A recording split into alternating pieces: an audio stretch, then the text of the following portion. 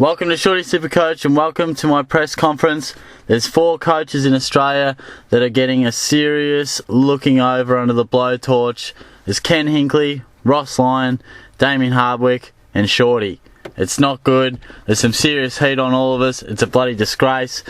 My scores continue to resemble years I attended high school. I delivered 2,005 points, which is again another week and another mediocre score from Shorty. And it looked pretty disappointing once again. I'm doing this on the Monday night, so obviously SuperCoach hasn't quite updated, so who knows what I'm ranked. Who even cares? I don't even care, because it's going to be disgraceful anyway. So, looking at my side, yeah, just a lot of letdowns really. I mean, Birchall was poor, immediately from Friday night. Things went off to a bad start and didn't get much better. Rich, Bartel, mediocre again. It's a disgusting back line. Lonergan's got to go. The midfield picked up at stages. Wines finally did what he thought he could do. Pendlebury, believe it or not, Bucks, if you put him in the midfield, he might rack up 30. There you go. Scores what I know he can score. But really, I mean, it's not so much those guys that I mentioned that scored 70s and 80s that let me down. It was, again, your Jesse Lonergan, who I've just about run out of patience with him, and I'm really disappointed because I know he can play good footy. Presti was out of the side, and he still failed to deliver. Being an interstate side and them not getting that much coverage and that, I mean, I haven't got to watch a game, which makes it hard to really know how much he's attending at the centre bounce and things like that. Obviously not enough. I mean, what he wins of the ball is reasonable quality. Like I've said in the past, his points per disposal are pretty impressive, but he just doesn't win enough of it, so he's probably got to go, to be honest. Sam Gray, it just keeps getting worse. I mean, it's unbelievable. But I'm probably just going to hold him for the reason that I can't do anything else. I think I'd be better off upgrading Lonergan to Shaw and perhaps, I don't know, downgrading somewhere else. But unless there's a rookie or someone shouting out pick me in the forward line, Sam Gray's just, what's he priced at now? I think he's at 420 or something. And, after 45 points there, he's surely going to reach about 380. So he's almost starting to just become this absolute dead weight. So I'll see. I'll assess it. But also Corey Ellis is probably the other one who's perhaps more pressing because he may have extended himself so far that he can with the price rise. Scored 31, which is really disappointing. Had a break even of 3, so you'd suggest he'd rise up another 25,000 or something like that.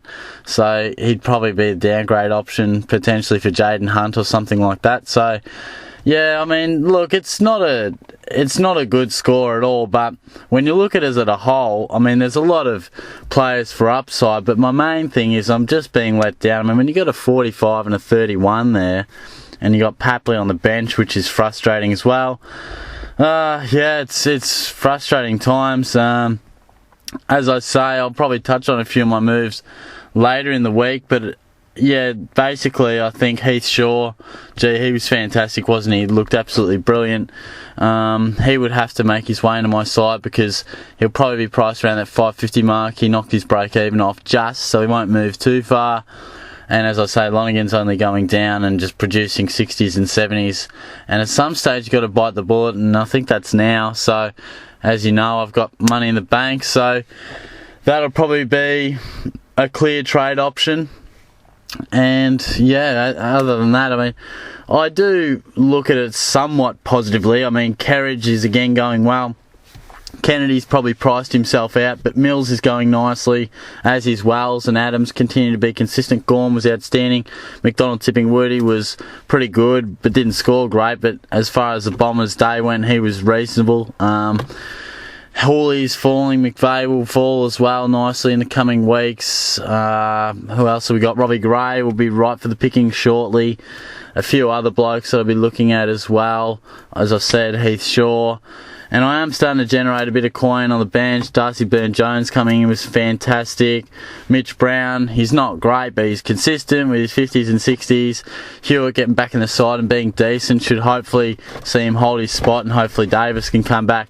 Brad Crouch will come back, that's great, and Christian Petrarca will surely debut. So, starting to get a bit of that generation of cash happening on the bench, which provides me with some hope, but yeah, just it really frustrates me, that starting lineup, just how inconsistent some of these players are and how far from their form they are, that what they produced in pre-season. It's unbelievable. You give blokes patience and you try and go point of difference and they just shoot you in the foot. So that's what they've done.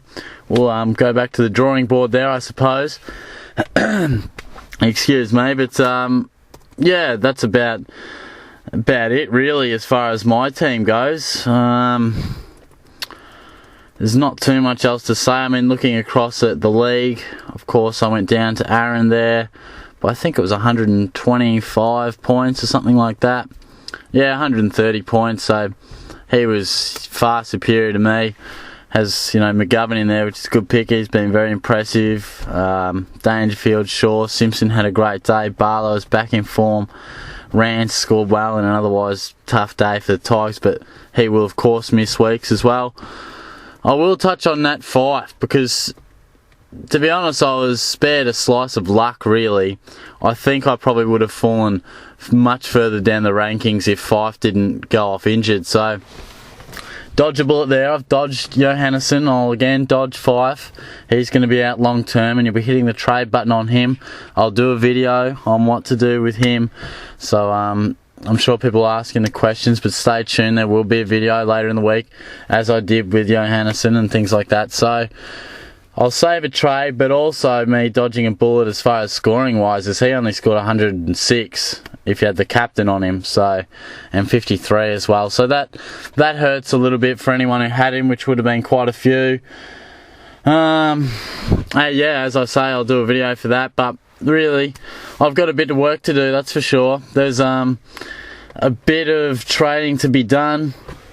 I won't be rash with my trades, but I do think I need to find the appropriate guys on the bubble. I know Jaden Hunt is there, Tim O'Brien as well, a couple of other blokes hopefully floating around. I think there's a few for Fremantle. I think Gray, potentially Tucker played on the weekend. You would think with Fyfe out, Mundy is returning, but with Fyfe out long term and their poor results so far, you would think they're going to play some younger types and give them a crack.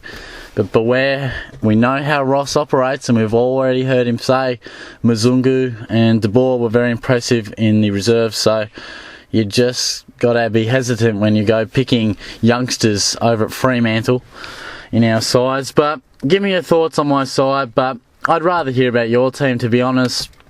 We're just going to go back to the drawing board once again, and it didn't happen for me this weekend. It's, in golfing terms, it's probably a bogey. I feel, you know, after 5 holes, I'm probably 4 over. I hit a par the other week, but, you know, it's not going that great. I feel once I hit a good drive down the fairway, I then spray the layup, and then I'm on the green, then I 3-putt, you know, a nice drive, and I slice it in the bunker. There's good parts, but then I just let myself down. And obviously with Birchall, the way it started on the weekend, I hooked the tee shot. So it didn't go too great for me on the weekend, but give the video a like if you enjoyed it.